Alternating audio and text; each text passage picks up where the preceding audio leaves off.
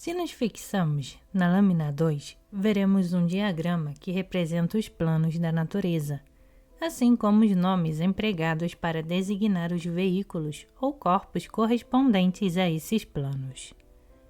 É necessário observar que os nomes de que se serve a nomenclatura teosófica para designar os planos superiores da natureza derivam do sânscrito.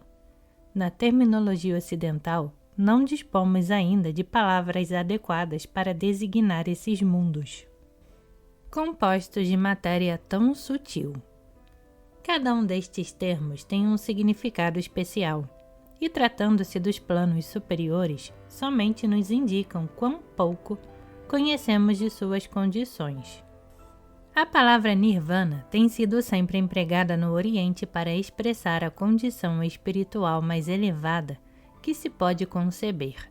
Alcançar o nirvana significa ultrapassar o ponto em que a humanidade alcançará um estado de paz e felicidade que excede a toda compreensão terrena. O aspirante a esta glória inefável abandona de maneira tão absoluta tudo quanto pertence a este mundo terrestre que alguns orientalistas europeus têm suposto à primeira vista, mas equivocadamente, que esta condição corresponderia à total aniquilação do homem. Isto está longe da verdade. Para conseguir o pleno gozo de tão elevada condição espiritual, é mister alcançar o objetivo que a evolução deve atingir ao finalizar o éon ou período atual. É mister converter-se em adepto, num homem que já é algo mais do que homem. Semelhante progresso só será atingido pela grande maioria da humanidade no transcurso de milênios de evolução, mas algumas almas intrépidas que não se amedrontam têm as dificuldades e que, digamos assim, intentam alcançar o reino dos céus pela violência. Mateus 11:12. Poderão chegar a este glorioso resultado num período de tempo relativamente curto. Nada sabemos dos estados superiores de consciência. Apenas sabemos que existem. Para significa além de, e Maha, grande. As denominações destes estados de consciência nos ensinam que o primeiro significa além do nirvana e o segundo, o grande e pleno além do nirvana. Isto nos demonstra que aqueles que há milhares de anos escolheram estes vocábulos não conheciam desses planos muito mais do que nós, ou, se os conheciam, não encontraram palavras mais adequadas para exprimir o seu significado. A palavra Budi aplica-se ao princípio ou elemento constituinte do homem, que se manifesta na matéria do quarto plano, e o plano mental é a esfera de ação do que chamamos inteligência. É necessário observar que este último plano, o mental, se subdivide em duas seções, designadas na lâmina 2 por duas cores diferentes. Os nomes Rupa e Arupa significam respectivamente com forma e sem forma. Estes dois nomes indicam a qualidade da matéria desse plano. Na seção inferior, a matéria é facilmente modelável, em formas distintas e definidas, sob a ação do nosso pensamento. Já não sucede o mesmo na seção superior, onde pensamento abstrato se manifesta ao clarividente em relâmpagos de luz. A palavra astral não foi escolhida por nós. Herdamo-la dos alquimistas da Idade Média.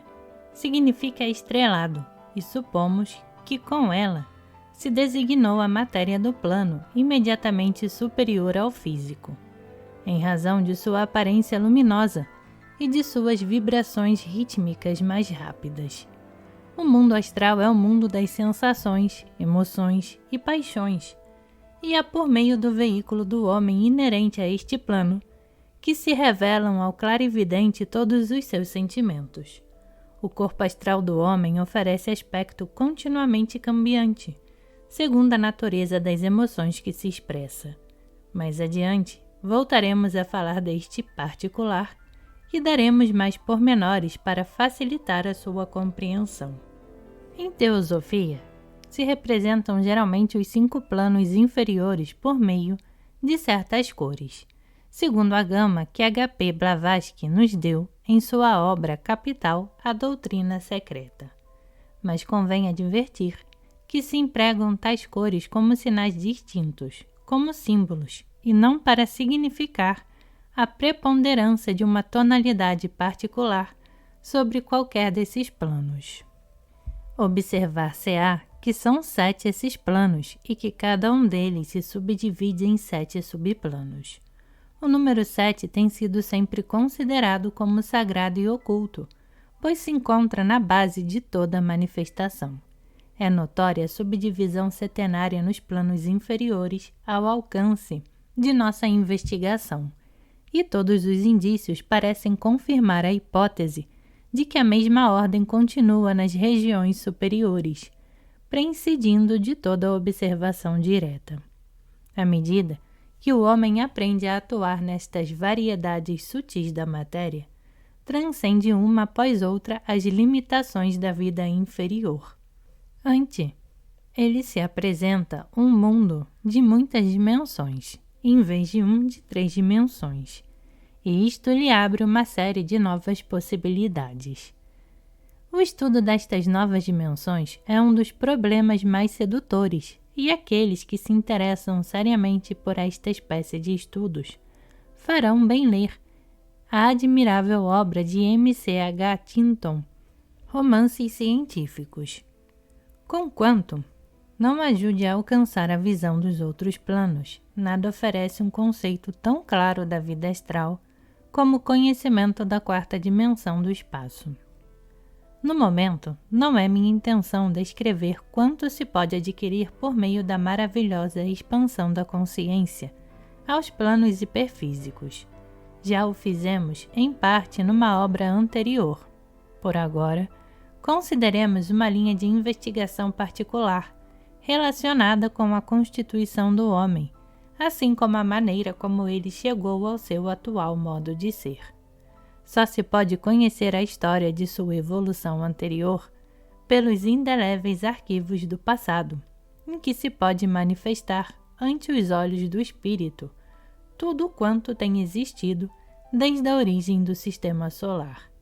Ali, vê o observador cada sucesso como se ele houvesse estado presente no exato momento em que ocorreu, porém com a enorme vantagem de que pode reter ante sua vista cada cena particular, tanto tempo quanto seja necessário, para efetuar um profundo exame, ou limitar-se a passar uma rápida revista, se o desejar, pelos acontecimentos de todo um século. Num nível inferior ao plano mental, não se pode perscrutar com perfeita certeza esse maravilhoso reflexo da memória divina. Para que seja fácil a leitura da história do passado, é necessário que o estudante saiba servir-se, ao menos, de seu corpo mental. E se esse está bastante adiantado para servir-se do corpo causal, o seu trabalho será muito mais fácil.